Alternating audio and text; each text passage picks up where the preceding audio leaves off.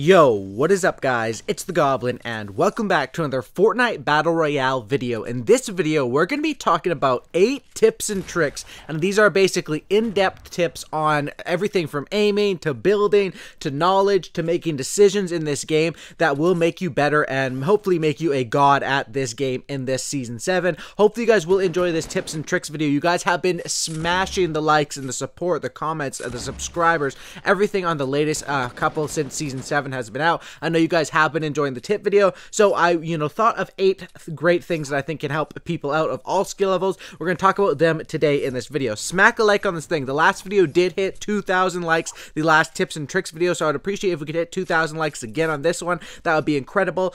Subscribe if you guys are new and not already subscribed, and also support me in the item shop. My supporter code is the Goblin YT. I see we got a ton of new supporters and you guys have been killing it over there also, so I appreciate that. Supporter code the Goblin YT. Let me know in the comment section down below if you are a supporter, and also of course shout out to the notification squad. So let's get into these 8 tips and tricks and we'll break them down. I did write them down on my iPhone notes right here, and here we go. So the first one I'm talking about, pre-damage. Now pre-damage is very important, and it's something that I've talked about before on my channel, but I don't think gets talked about enough. So basically what pre-damage is when you see the enemy from a while away and maybe they're caught in a third party, maybe they're build fighting, maybe they're just running out through the open, maybe they're running trying to avoid the storm, maybe they're farming, getting those shots in with that first shot accuracy, lining up your shot on those players and getting in the pre-damage. So once you start to shoot at them, of course, any normal player is going to react and start to build walls, but making sure you hit those first couple shots, and if you hit 1 headshot and 2 body shots or something, you could get them down already over like 100 health, which is huge for when you're able to rush the player. Pre-damage is a major key. A lot of players are too scared to take that shot at range, don't think they have a good enough shot. You basically need to be able to do that, and you need to, have the confidence to take those shots and get that pre-damage in. When an enemy is floating through the sky off of a jump pad, they are sitting ducks. Well, not sitting ducks, they're gliding through the air ducks, but you have to shoot them down, basically, the players, because they won't be able to shoot back at you. When people are on zip lines, sure, they can shoot back. When people are in planes, take shots at enemies, and especially if you're on console or something where there is aim assist, like myself, I play on PS4, you can get these shots in a lot easier than you think, and making sure that you get some sort of pre-damage in, it's worth it. Even if the enemy, lets them know that you're coming, if you hit them for anything, over a couple shots of damage, it's 100% worth it, because they're going to have to turtle up, probably start shielding, you're going to push, and you're going to immediately have high ground, because they're probably going to be shielding up, and you're just going to have all the advantage in that fight as long as you do it from the right range. And don't take the shot when the enemy's jumping around or anything. Wait for the right moment and try to make that first shot, if it's possible with first shot accuracy, be a headshot to get in that first damage. My next tip here is when it comes down to aiming. A lot of people I see that aren't really using aiming to the best of its ability, especially like I said with the aim assist that is available for controller players, console players, different stuff like that. Basically, when aiming, you want to be crouched while shooting with an assault rifle, and you want to be sort of standing still. Of course, it makes you a bigger target, but when you're standing still, crouched, and sort of pop shotting, it's going to make you be a lot more accurate. Now, the thing with first shot accuracy is, I really think that aiming in and aiming out, you can sort of take advantage of the aim assist and hit targets at a very long range. It's kind of hard to do, but if you watch a lot of good console players or controller players, you will see it happening a lot. And making sure that you can hold the trigger down also if you have the right weapon. It's all about knowing. If you have a gold or a purple scar, you can probably hold the trigger down on that player at long range, get that pre-damage and get that damage in. If you're fighting someone at, and you have the gray AR, you're probably not worth taking that shot for that, to get that damage in. But basically, I'm talking about making sure you're using aim assist to the best of your advantage, using first shot accuracy, crouching, and then also things like with the AK-47 in this game.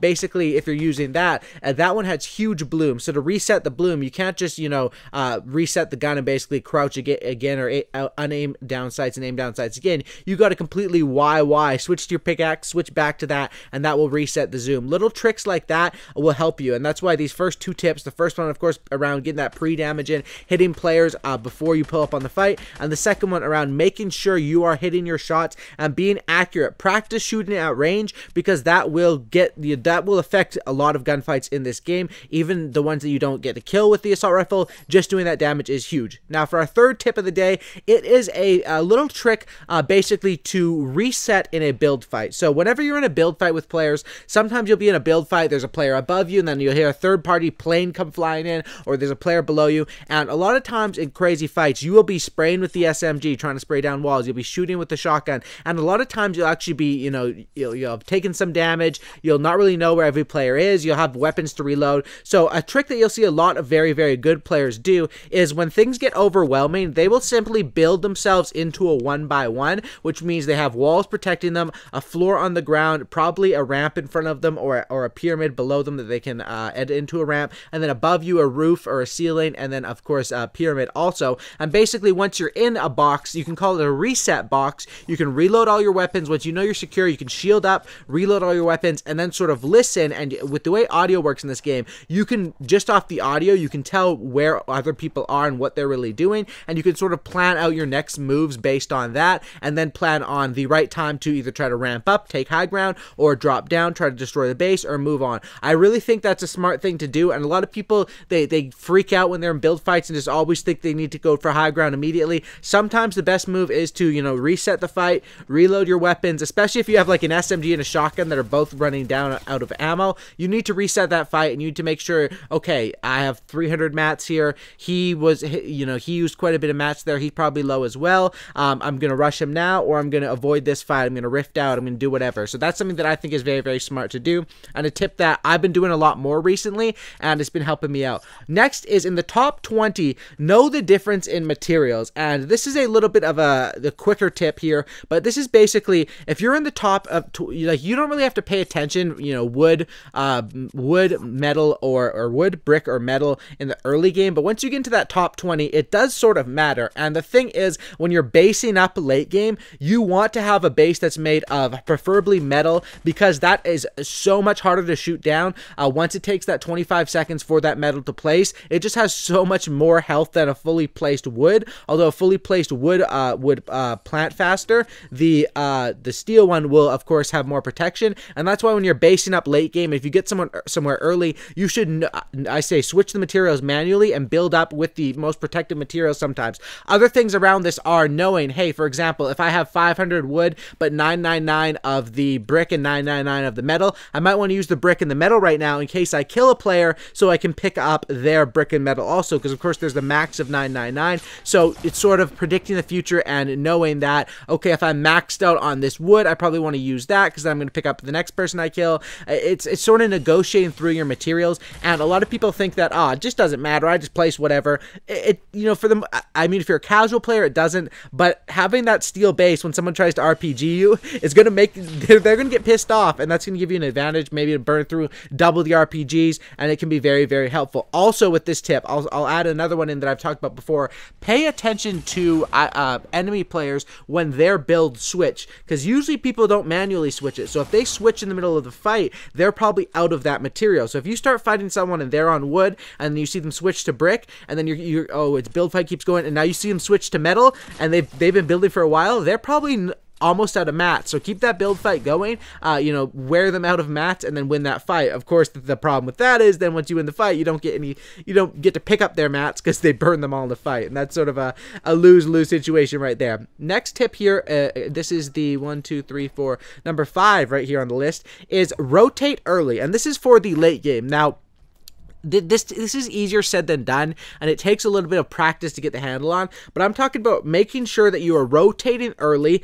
And usually you want to, when you're rotating early into, like, I'm talking like top 20, top 15 situations right here, right? You want to rotate early, and you want to set up a base, and you want to set up your base for a chance at the next rotation. So you don't want to set it up right on the edge of the first base, of the first zone, but you don't want to set up right on the middle either, or else everyone's just going to be running their planes into you, dive bombing on you out of rifts and stuff, and you really, you don't want to be in the middle of getting 8th partied in the late game, right? So you want to rotate, and you want to rotate and set up probably not on exactly on the edge, but move in a little bit on the safe side of the zone, knowing that the safe side of the zone is huge. For example, if the end zone is on, we'll say the end zone is on, Lazy Links or something like that, right?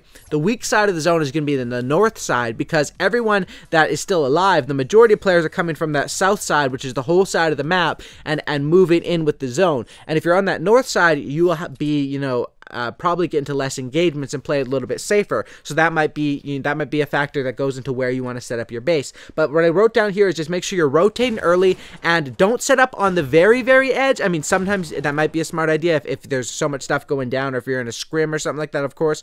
But I'm talking about a normal game. Usually a lot of people are just hiding in natural cover or in bushes or something like that, which I guess would be natural cover as well. Rotate early, give yourself a chance at the next zone, but don't get too in the middle of things, and you know, sort of stay out. And then when the numbers start to drop down, 4 people left, 3 people left, you hear people fighting with like 3 people left, that's when you want to get active and try to finish off that game and convert.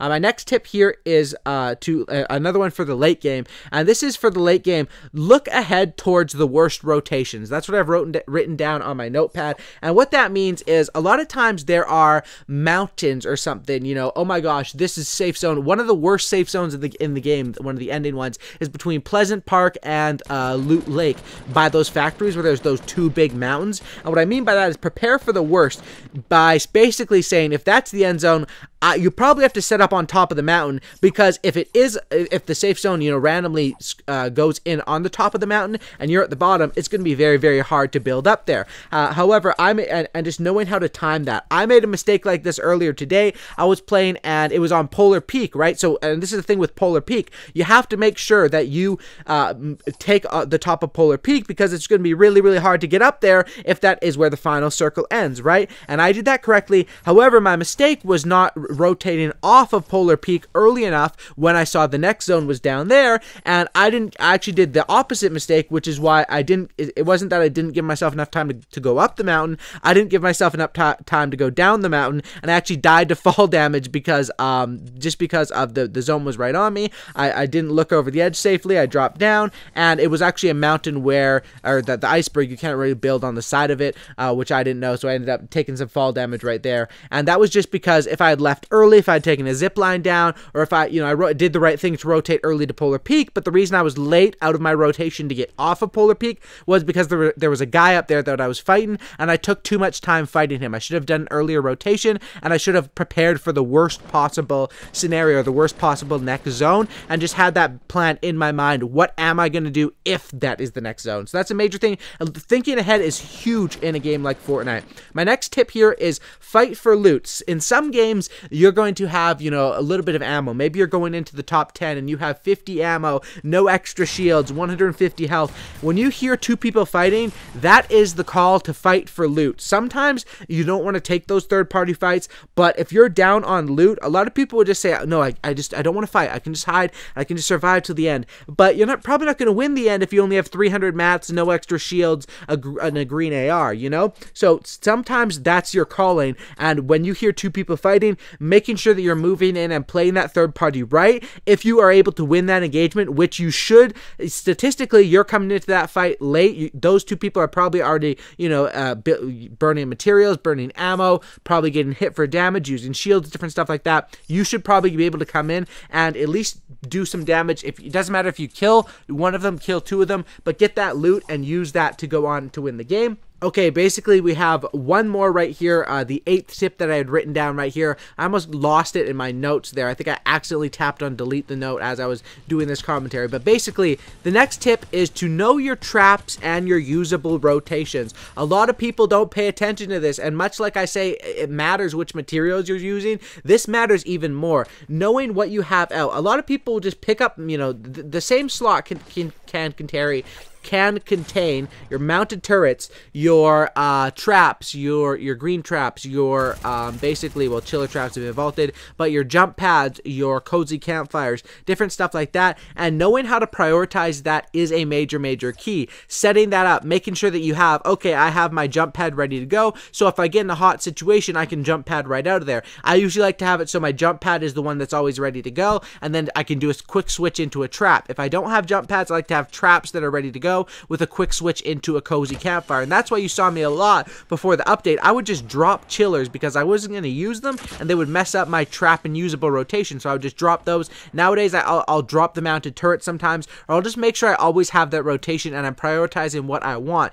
If I'm going into that final 1v1, I want to prioritize that I have a trap ready to go or that I have a jump pad ready to go depending on the zone. If it's around Wailing Woods, I'm probably not going to prioritize and have a trap ready because I don't want a jump pad around the trees. It's probably, you know, I won't be able to get the jump pad off. And if it's ending at Tilted Towers and I have 20 traps, I want to have those ready to go and lay them all over the place, right? So you get the gist of it. Hopefully this video did help you guys out. I think this was, yeah, wow, this was a very long video, but we got through those 8 tips and tricks. If you guys did make it to the end of this video, these victory royales you guys saw on the gameplay wasn't anything special, just stuff that I got when I was playing live on my Facebook live stream. I live stream Fortnite over on Facebook. It's facebook.com/greengoblinhd. Link is in the description. If you guys made it to the end of this video, go over to my Facebook page, like the page, follow it, and you guys can check me out. I'm going to be streaming on there, I think, every day for the rest of this month. Subscribe if you guys are new. Check out some of my other vids, and that's about it, guys. I'll see you in the next one, and I'm out.